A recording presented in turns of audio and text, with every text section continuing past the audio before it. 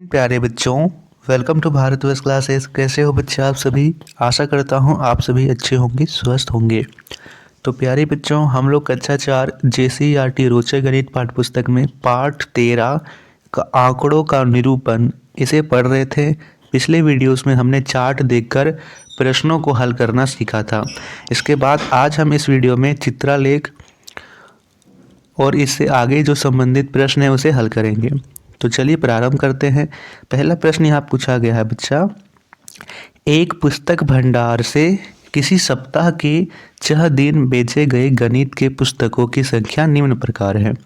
ठीक है, यहाँ पे दिनों की संख्या लिख रखा है और यहाँ गणित के पुस्तकों की संख्या लिख रखा है कि सोमवार को 40 पुस्तक बिके हैं, मंगलवार को 50, बुधवार को 10, गुरुवार को 40, शुक्रवार को 30 और शनिवार को 20।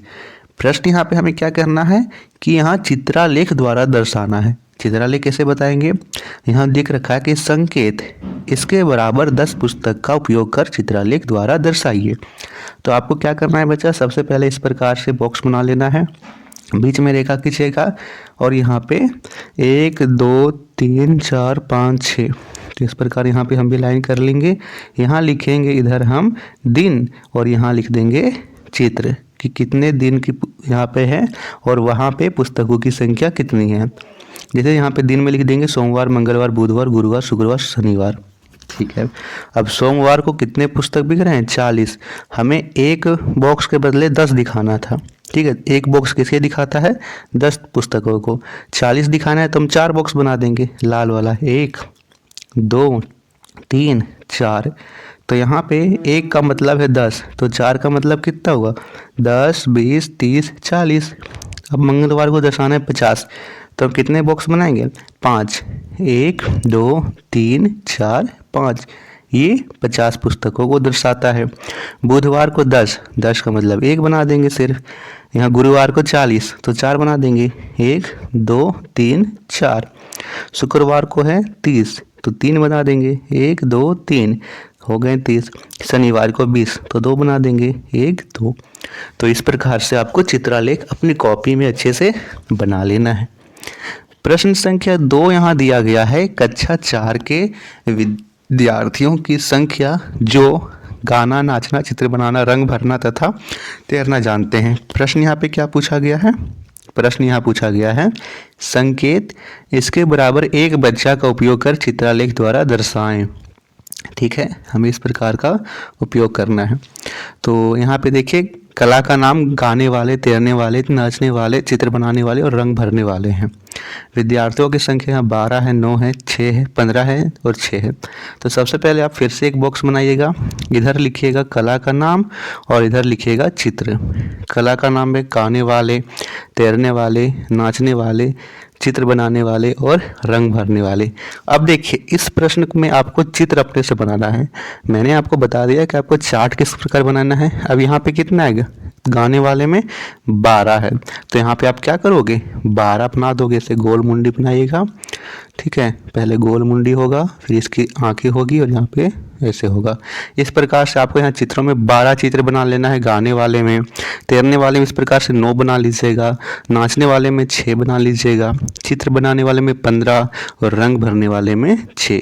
इस प्रकार आप कॉपी में चित्र अपने से बनाइएगा।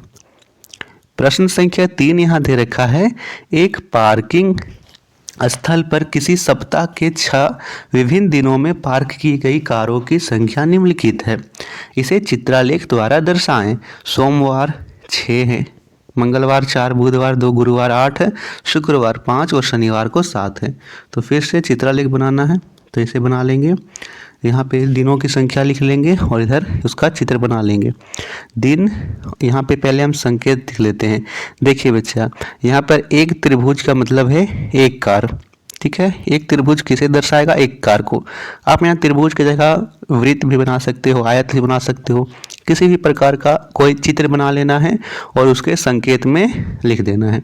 इसमें लिख देंगे सोमवार, मंगलवार, बुधवार, गुरुवार, शुक्रवार, शनिवार। यहाँ पे लिख लेंगे चित्र। सोमवार को कितने यहाँ पे कार पार्क किए गए हैं 6। तो हमें यहाँ दिया है एक त्रिभुज का मतलब है एक कार, 6 कार के लिए 6 त्रिभुज बना देंगे। 1 2 3 4 5 6 त्रिभुज बना दिया हमने। मंगलवार को 4 कार पार्क किए गए हैं तो 4 त्रिभुज बना देंगे, 1 2 3 4। बुधवार को 2 हैं तो 2 बना देंगे, 1 और 2। गुरुवार को 8 हैं तो 1 2 3 4 5 6 7 8। शुक्रवार को 5 हैं तो 1 2 3 4 5। शनिवार को 7 हैं तो 7 त्रिभुज ऐसे बना देंगे। तो इस प्रकार से आपको चित्रालेख अपनी कॉपी में बना लेना है। संकेत जरूर लिखिएगा कि एक जो त्रिभुज का चित्र है वो कितनी कारों को दर्शा रहा है। तो यहाँ हमने संकेत भी अच्छे से लिख दिया। प्रश्न संख्या 4 यहाँ पे दिया गया है, रांची मुख्य डाकघर से किसी सप्ताह के विभिन्न दिनों में किए गए स्पीड पोस्ट पत्रों की संख्या चित्रालेख द्वारा दर्शाया जा रहा है। देखिए, एक पत्र का मतलब है 20, यहाँ एक पत्र ड्रॉ किया गया, इसका मतलब है 20 पत्र। तो प्रश्न आगे हमसे पूछा गया है, मंगलवार को कितना पत्र स्पीड पोस्ट हुआ है। मंगलवार को गिनिए तो 1 2 3 4 5 पत्र स्पीड पोस्ट हुआ है और एक पत्र का मतलब है 20 पत्र। तो 5 पत्र का मतलब कितना होगा, 20 बचे 100, यानी 100 पत्र स्पीड पोस्ट हुआ है। सप्ताह के किस दिन सबसे अधिक पत्र स्पीड पोस्ट हुआ है। तो यहाँ पे देखिए सबसे अधिक कौन सा है, यहाँ पे सबसे अधिक है बुधवार को। तो क्या लिख देंगे हम, बुधवार। शुक्रवार की तुलना में शनिवार को कितने अधिक पत्र स्पीड पोस्ट हुए हैं। तो शुक्रवार में 1 2 3 4 5 हुए हैं, शनिवार में 1 2 3 4 5 6, यानी एक अधिक हुआ है। एक पत्र का मतलब है 20 पत्र, तो यहाँ हम लिख देंगे 20 पत्र। रांची मुख्य डाकघर से पूरे सप्ताह कुल कितने पत्र स्पीड पोस्ट किए गए। तो यहाँ पे सभी को गिनिए, एक इसमें हो जाएगा 5 5 10 और 5 15 16 17 18 19 20 21 22 23 24 25 26 27 28 29 30 31 32 33 34 हो रहे हैं। तो एक पत्र का मतलब है यहाँ पे 20 पत्र, तो 34 दूनी 34 की 2 से गुना कीजिए, उसके पीछे 0 लगा दीजिएगा। 34 दूनी, ठीक है, 4 दूनी 8, 3 दूनी 6, यहाँ पे 0 लग जाएगा। 680, तो 680 पत्र यहाँ पे पोस्ट किए गए। अगला जो प्रश्न है बच्चों वो यहाँ पे हमें बार ग्राफ से संबंधित है, जिसे पूछा गया है, नीचे दिए गए बार ग्राफ में अंशु, राम, संध्या और अनमोल को गणित टेस्ट में मिले अंकों को दर्शाया गया है। अब हम कैसे देखेंगे बार ग्राफ में, देखिए यहाँ पे अंशु ये रहा और अंशु का सिधानी में यहाँ पे जाइए, सबसे ऊपर की सिधानी में कितने अंक है, यहाँ 100, तो अंशु को 100 अंक मिले हैं। अब यहाँ दूसरा प्रश्न पूछा, दूसरा है राम की सिधानी में कितना है, 90। संध्या की सिधानी में कितना है, यहाँ पे 50, और अनमोल की सिधानी में कितना है, अनमोल और यहाँ से राम को एक ही अंक मिले 90। प्रश्न पूछा गया है, बार ग्राफ को ध्यानपूर्वक पढ़िए और खाली स्थान को भरिए। सबसे ज़्यादा अंक किसको आया है, सबसे ज़्यादा इसमें सबसे बड़ा कौन सा है बार ग्राफ, अंशु का, तो अंशु का सबसे अधिक आया है, लिख देंगे अंशु। अंशु को कितना अंक आया है, अंशु की सिधानी यहाँ पे 100 है, तो 100 अंक आया है। सबसे कम अंक किसको आया है, सबसे छोटा इसमें कौन सा है, संध्या का बार ग्राफ यहाँ पे सबसे छोटा है, तो संध्या को सबसे कम आया है। किन दो छात्रों का एक समान अंक आया है, तो यहाँ राम और अनमोल ये दोनों बराबर हैं, तो राम और अनमोल का एक बराबर आया है। किसे ज़्यादा अंक आया है, राम या संध्या, राम को तो अधिक है। इन दोनों में से किसका बार ग्राफ अधिक है, बड़ा है, राम का या संध्या का, राम का, तो राम को अधिक अंक आया है। प्रश्न संख्या 2 इसमें पूछा गया है, यह बार ग्राफ दिल्ली में मंगलवार को यात्रियों द्वारा मेट्रो रेल के समय को दर्शाता है। आप देख सकते हो यहाँ पे समय लिखा गया है 6 बजे सुबह, AM का मतलब क्या है सुबह, 9 बजे सुबह, 12 बजे दोपहर, 3 बजे यहाँ पे शाम है, PM का मतलब, और यहाँ पे 6 बजे शाम।